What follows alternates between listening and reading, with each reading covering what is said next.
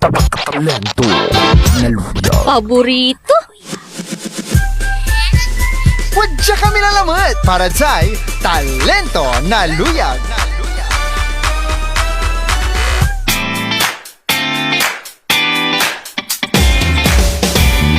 Ako po'y nagbabalik mga kapaborito, kasama nyo pa rin po, Jackie Jem. Alam nyo, ngayong episode po ng TNL, kung last week pwede nyo akong tawagin Jackie J. Ngayon, pwede na at talagang paninindigan ko na po, tawagin nyo na po akong Lil Jackie. Dahil, welcome natin sa Radyo Pangasinan, Talento na Luyag. From Villasis ang ating kaluyagan na makakasama po ngayong araw na ito. Let's all welcome Lil Val! Ayun o! Sige. Sa labas ang mga wild dogs, may kumpadres. Parang iba't iba ng ads. Hindi ko mahilig kasi sila sa ganun eh. Again, welcome sa Talento na Luyag, Lil Val. Kamusta ka naman? All goods naman, ma'am. Ayun, mabuti naman yung all goods talaga. Alam nyo kasi, pagkarating ko dyan sa baba, sabi ni Kuya Raymond dyan sa baba, sabi niya, ganong bisita mo, mama, sabi niya. Oo. Alam mo, natutuwa lang din ako, no? And I'm so surprised kasi mag-isa mo. Opo, ma'am. Ayun. Kamusta ka naman, Dilval? Kasi, last week, nabanggit ka na nung mga kaluyagan natin na nakasama din natin ng live, si Brutal G, tsaka si Noisy J. Sabi nila, kakilala nila itong si Lilval. Opo, ma'am. Magkakalapit lang po kami ng bahay. Ayun. Isang zone lang po kami. Yung pala! From Villasis din po kasi siya, mga kapaborito. Kung di ko pa nabanggit ng paulit-ulit yan sa inyo kanina, di ba? Ayun.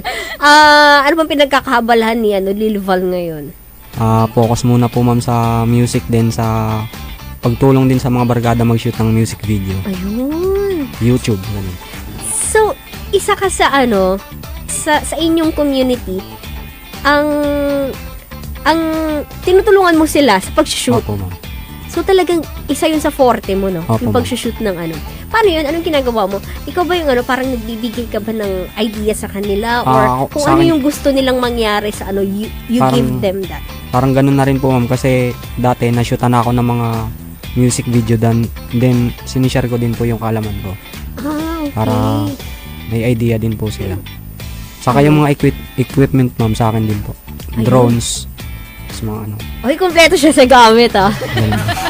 Alam mo, papasana all ako dyan sa'yo. Kasi, minsan ko din pinangarap magkaroon ng mga ganyan mga gamit sa Actually, meron siyang gamit dito. That's, camera yan, Yes, di ba? ma'am. Camera. Vlogging camera. Akala mo lang siya kapaborito. Akala mo lang mic lang siya. Ganyan lang nila. Pero camera pala siya. Opo, ma'am. So, you're very, nag-i-invest ka sa mga ganyang gamit. Opo, ma'am. Doon po yung halos yung mga pinagtrabuhan ko imbis na igastos sa ibang Oo. Iniipon ko po siya para mabili ko po yung gusto kong gamit. And Hanggang then, sa makompleto. ayun. Nakakatuwa ka naman. Thank you. Isa yan ulit sa sana all ko sa'yo. Diretso na lang ata ako magsasana all dito eh. Pero, saan ba nag-start itong hilig mo sa sa parang videography, no? Ano, ma'am? Cinematography, ganyan. Mga napapanood ko po, ma'am, na mga vlogs, ganun. Parang nakaka-inspire. So, nagva-vlog ka rin? Ano lang po? Opo, ma'am. Nagva-vlog din po. Nagva-vlog ka? Usually, anong mga content mo? Iba-iba po may tutorial, then yun, magkakasama na po yun sa isang channel ko. Yung music ko, then yung vlogs. Vlogs. Mga travel vlogs po, ganun. Oy, traveler din siya. Sana all.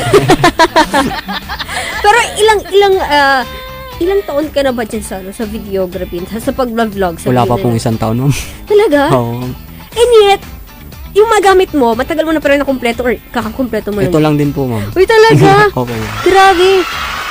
Alam mo, Lately ko lang po kasi na yung YouTube na pwede palang kumita eh. okay. Natutuwa naman ako sa'yo kasi I can feel the passion in you, seeing you right now. Tapos, yung nag-iipon pa siya para sa gamit hanggang sa nakumpleto niya, di ba? Ganun kabilis, wala pa siyang isang taon kapaborito, Ibig sabihin lang yan, kung kaya niya, Yes, ma'am. kaya din nila, di ba? Lahat naman po tayo kaya natin. Ayun. Pero maiba tayo dyan, aside from vlogging, aside sa videography na talagang tinutulungan mo rin yung kapwa mo artist, let's talk about yung music mo, yung passion mo sa music. How does it nag-start sa iyo yung pagkahilig mo sa musika? Ma'am, bata pa po kasi ako, ma'am, naririnig ko yung mga idol natin dati. Gaya ni bigay pa ako ng top 5 na Sure. local artist. Oo. Number 1 ko is Sir Francis Magalona. Mm-mm. Kasi puro yung mga kanta niya po noon halos kabisado ko lahat noon eh. Oo. Kasi yun, dun pa ako na-inspire na parang sumulat din ng kanta ko na about dun sa makabayan, ganun. Then, second ko si Sir Looney. Mm-mm. Kasi namangha po ako sa style niya sa pagsusulat. Ayun. Yung multisyllabic. Oo. Hindi lang basta yung dulo yung nagra-rhyme. Dapat pati gitna. Bawat pantig tumutugma. Talaga? Yes, ma'am. Then, Oo. si Sir Ron Henley. Kasi sobrang ano po ng ano niya. May mga double meaning. Hindi lang yung pag pinakinggan mo siya ng normal ka lang na tao, parang ano lang, normal lang din na kanta. Pero pag malalim ka din mag-isip, maunawaan mo. Bawat na may lyrics yung dalaw. talaga ma-internalize mo, bawat lyrics Opo, ma'am. intindihin mo. May ano Ibang pa pala meaning siya. May double meaning pala. Okay. So, malalim siyang mag-isip, Opo, ma'am. parang gano'n. Parang ganun. Tas, third ko si Sir Andrew E. Ayun. Kasi, naano ko po siya kung paano mag-hype ng tao. Ay, yun, ganun. Magaling po siya magpa-hype ng kahit gano'ng kadaming tao sa harap niya. Oo nga eh. Kayang-kaya niya i-hype. Mapapasabay niya kahit Opo. ilang libong tao talaga pag siyang nagpe-perform. Then, lastly ko po si Sir Glock 9. Dahil sa mga totoong nangyayari, nagagawa niya ng kanta. Oo nga, no? Opo. Yan ang naging signature ng ano. Bawat artist na nabanggit niya kapaborito, kung ano yung hinangaan niya, yun din yung, kung di ako nagkakamali, yun din yung napansin niyo sa mga artist na nabanggit niya, na hinangaan niyo rin sa mga artist na ito. Yes, ma'am. And, etong mga characteristics ng artist na nabanggit mo, na hinahangaan mo, paano yun? Na-incorporate Parang, mo ba opo, siya ma'am. all in one sa'yo? Ano po, ma'am, hindi naman po lahat as in. Pero, ina-adapt ko po pa isa-isa. Ayun. At least, parang working progress, Yes, di ba? ma'am. Tapos, Sabi nila. Yung mga topic ko po kasi sa kanta, ma'am, kahit hindi masyadong, alam mo yung hype sa tao. Oo. Basta yung makabuluhan po yung mga ano eh. Yung target ko na magawang kanta. Kasi, kumbaga, yung mga ginagawa nating kanta, pag sakaling wala na tayo dito sa mundo, andyan pa rin yan eh. Tama. So, mag-iwan na tayo ng makabuluhan Ayun. para maalala nila tayo. Yes, and I'm rooting for you na mas magkaroon ka pa ng mas maraming viewers. Salamat po, ma'am. Kasi totoo yung sinabi niya kapaborito, you will leave only a mark in this world, di ba? Sa kanya, nag-ano na siya sa YouTube niya, di ba? This is what the world will remember about Lil Val. Pero hindi pa ngayon, Huwag naman. Pero yun nga, susunod natin pag-uusapan. Tungkol saan ba yung mga kadalasan yung mga sinusulat mong kanta? Doon po sa ipi-perform ko ngayon, gaya ng una, yung good vibes, about po sa buhay, sa totoong buhay natin. Kumbaga, minsan, napakarami nating problema sa buhay. Hindi matapos-tapos yan hanggat nabubuhay ang tao, meron problema. Talaga? Meron at meron. So, na lang, inormalize mo na lang na normal na yan, andyan, problema na yan. Meron darating. Meron at meron. Kaya dapat, good vibes ka lang. Ayun. Hindi sa lahat ng oras, problemado ka dapat. Mm-mm. Kasi andyan na yan, palagi na yan andyan, tapos habang buhay mo, gusto mo, problemado ka. Dapat nga. minsan, maging ka rin. Tama. Enjoy mo rin yung buhay. Tama. Minsan lang tayo dumaan dito. Oo.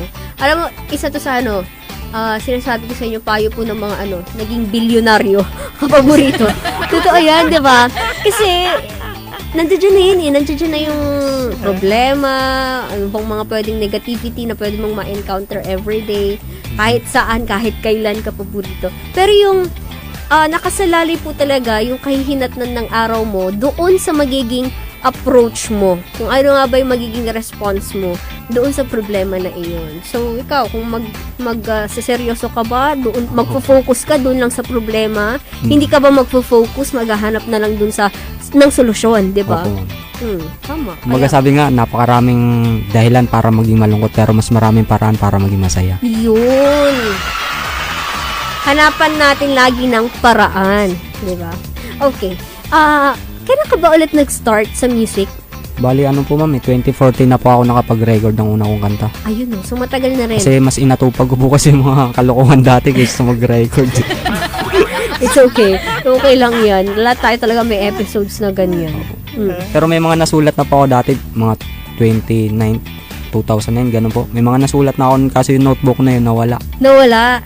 Ang dami na po nun. Para ka palang si Tapos nag-back to zero po ako. Oo, si Andrew Eden, di ba? Yung ibang nasulat niya, naitapon niya. Tapos kung kailan niya naitapon, doon po siya nabigyan ng alok sa isang recording company. Pero okay lang yan. Oo. Do you consider that a loss? Kasi syempre, nawala yung notebook eh. Nandun na yung Oo. intellectual property mo yun. Kailangan mong bumawi. Nanghinayang ka. Nanghinayang din po. Pero sabi ko, hindi dapat doon matapos eh. Kailangan mangyari pa rin yung gusto ko na dapat marinig ko yung sarili ko na ako mismo yung pinapakinggan mo na yung sarili mo. Ayun, tama. Masarap po kasi yung pakiramdam na sarili mo na yung pinapakinggan mo eh. Mm-mm. Lalo pag yung unang beses mo makapag-record ng kanta. Kahit maghapon mo napakinggan yung nirecord mong kanta, di ka magsasawa eh. Totoo yan. Totoo Paulit-ulit ko yan. yan, nakarepeat. Oh, dyan nga pag-usapan natin yun. So, una ka nakapag-record ng 2014. Apo, ma'am. Ayun. Anong kanta yan? Ano din po siya, Over, Magkabilang Mundo. Ayun! Kasadsaran ni Jerry Lim nun. Ano? Buko. Ano naramdaman mo nung nakapag-record ka? Tuwan-tuwa pa ako, ma'am. Tapos pag uwi ko, hanggang matulog ako, ayun pa rin yung soundtrack ko eh. Share mo rin sa iba. Dapat share mo na nun sa Facebook. May Facebook. Sinare ko nun. po, yun. Ayun na. Kaso, di ko pa nga alam na may, pwede palang kumita sa YouTube. Sa YouTube. Kaya puro sa Facebook po, nag-upload kami ng mga kanta niya. Ayun.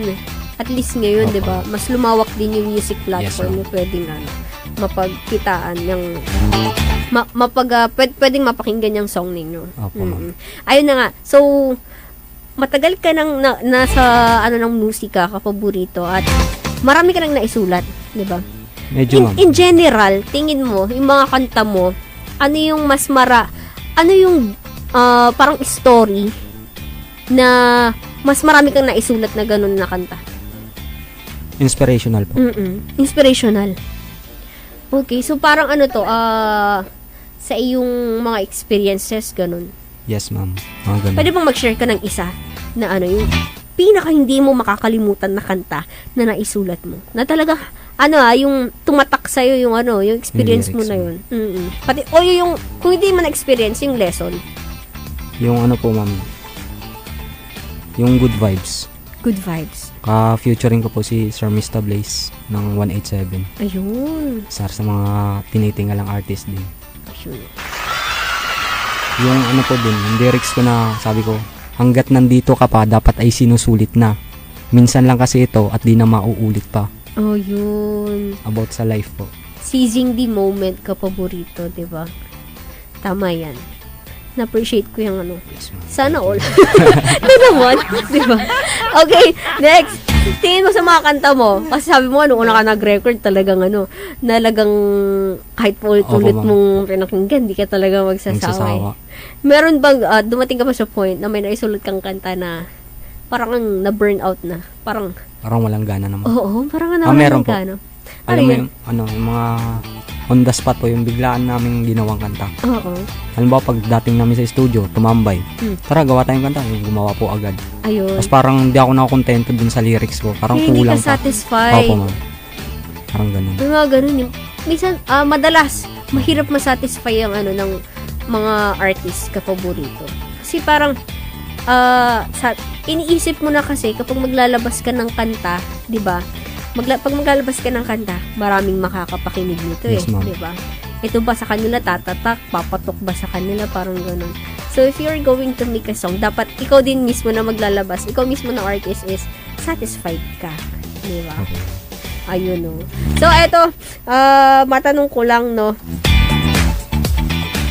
Kasama niya kasi sila, kapaborito, halos lahat po talaga ng hip-hop community dito po sa, hip-hop groups from different municipalities po dito sa Pangasinan. Nagkakasama sila, di ba? Yes, ma'am. Personal na tanong, sabi. Hindi, wag naman. Anything, ma'am. Last week ka pa kasi nababanggit sa akin na Brutal G.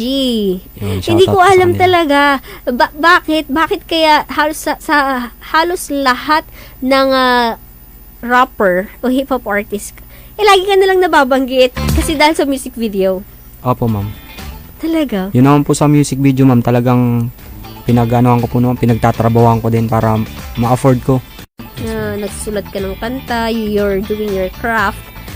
Ano yung sa tingin mo mas talagang makaka-relate itong mga starting musicians natin? Lalo sa inyo sa hip-hop community, di ba? Yun, may kanta din ba ako na ganun, ma'am, na nag-inspire sa mga newbie na ituloy nila kung ano man yung pangarap nila sa music. Mm-mm. Huwag silang panghinahan kung may mga ano man sa kanila. Sa umpisa lang yan. Pero bandang pag tumagal-tagal na, magiging makunat din yung loob nyo. Oo. Sa ano ba? Sa grupo ba ninyo? May mga ganyan ba? I suppose syempre, mas ano? lumalawak yung community ninyo eh. Mas pinili ko po kasi ma'am na maging independent. Ayun, oo.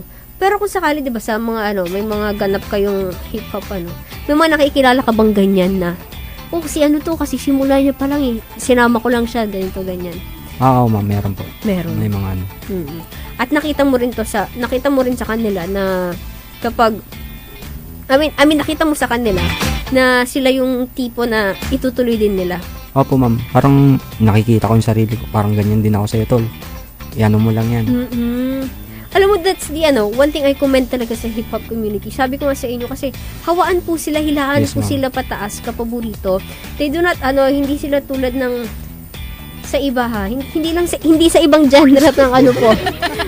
Kundi sa lahat po in general po talaga. Meron kasi yung iba, baguhan ka na nga, hindi na Hihilahin down mo ka pa. pa. Di ba? Dapat turuan po. Yun din eh. Dapat turuan, hindi dapat i-discourage. Lahat tayo. Magkaiba yun eh. Yes ma'am. Lahat tayo nagsimula sa Mababa. mm, Tama. Nagsimula ka bilang baguhan. wala agad marunong mo. Oo. Kasi kung marunong ka, edi sana all, di ba? Ikaw na. Ikaw no, sa'yo ng corona. Lastly, may mga gusto ka bang batiin, Dilval? Marami ma'am. Sige, lang ba? sige. Okay lang ba? Okay lang yan. Mas gusto ko nga yan, ready ka yun. Ah. Marami mo, sabi niya sabay kuha ng phone eh. Hindi, okay lang. Mas gusto ko Kasi yan. nagpost ako na kung sinong gusto magpaano. Oo, Kaya sige. ayun. Pasensya na yung mga nag-comment lang muna shoutout na. Sige, go. Shoutout kay Reggie Baron Sanchez, Mark Roland Lambino at sa kanyang anak, and kay Bong Pards, Ding Malinaw, Donabel, Ron Dominic Kadag, Tagi B. Dominguez Awisan, Jessany Baturi, Dominic Abad, Diana Gonzalez, Brent, Anteya Tadi G, at syempre kay Brutal G, Finger Lindu, Almusara Malana, Christian Gante Sales, Riley, JC Abaro, Merlin May Atizado, Mel Sapnay, at syempre sa lahat po ng nanonood dito sa Talento na Luyag ng live. What's up sa inyo, sa lahat ng mga tropa sa buong mundo at balat ng candy. What's up? Ayun. Oy, what's up din? Sabi ni good morning TNL. Sabi nitong si Drix from Urdaneta. Yo, what's Kay up, Brutal paring Drix? Gio, punta daw siya dyan mamaya after ng TNL. Sabi nitong si Yeah. Dito na sila nag-usap sa live natin eh. Hi din syempre kay Donna Bell, Lil Val, sabi niya. Hi din kay kay Noisy J. Yay, Lil Val, sabi niya din. Sup, shoutout kay Noisy J. Oo. Kompleto daw ang gamit mo. Sabi nitong si Brutal G. Yes ma'am, yes. Jowa lang daw ang wala. Talaga. Saan? Minsan talaga nami-personal Ay, mga tropa talaga eh. Banti ka sa kanila pag nagkita kayo. Ikaw talaga, Gumaganti ma'am kasi nag-live sila dito nakaraan, kinukulit namin din. Gantihan ang Bumabawi eh. Oo nga eh.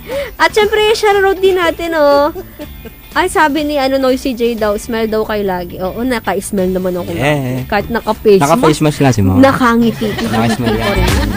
Kala nyo. Also, watch out for more kasi ilang kanta ang kakantahin nitong si Lil Val mamaya. So, solid performance na naman this. Yeah.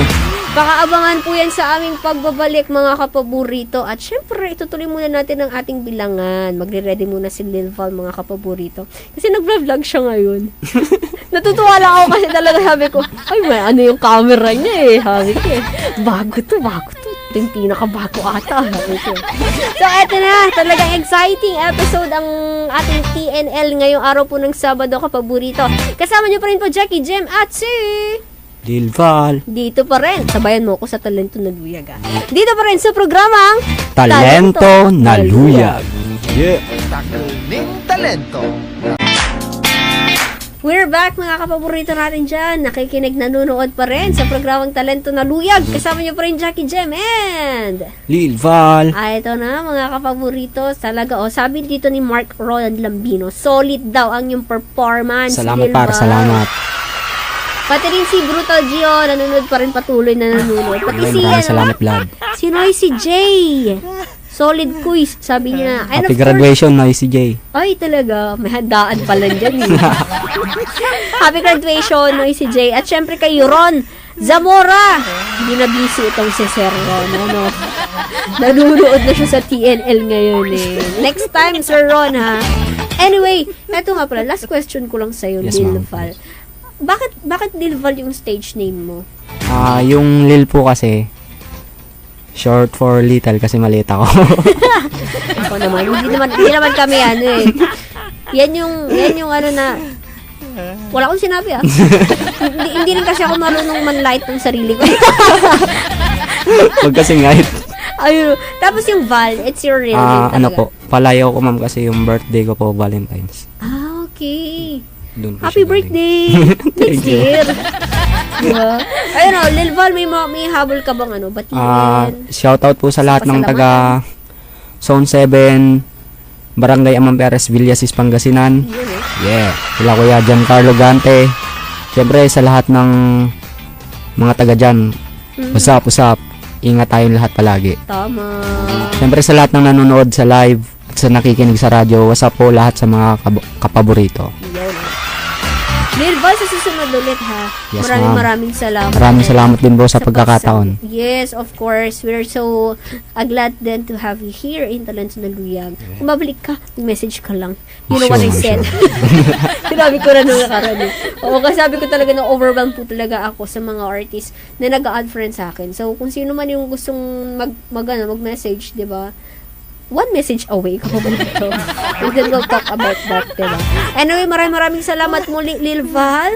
Saan ka ba namin pwedeng i-follow ang yung mga ganaps, diba? Mga future releases mo. Saan ba namin sa social sa media accounts mo? YouTube channel ko po, just type Lilvel, that's Lil Val. Then, ganun din po sa Facebook page, ganun din po Lil Val. Lil Val. Facebook Yes. page. Tapos sa Instagram po, Lil Val Official. Ayun para maging updated pa kayo sa mga ganap nitong si Lil Val. Mga kapaborito, maraming salamat sa pagsama rin sa akin for this another TNL episode. Don't forget ha, use the code DJ Jackie pag nadayo po kayo dyan sa may Mamaramba Bistro along Baywalk Bin Malay and enjoy or avail their 10% discount kapag sinabi nyo po yung promo code na DJ Jackie. Sorry kayo. Ang lakas, no? Sana all. Anyway, we'll be back next week, mga kapaborito, for this another TNL episode. Happy weekend po sa ating lahat. Ayun, no?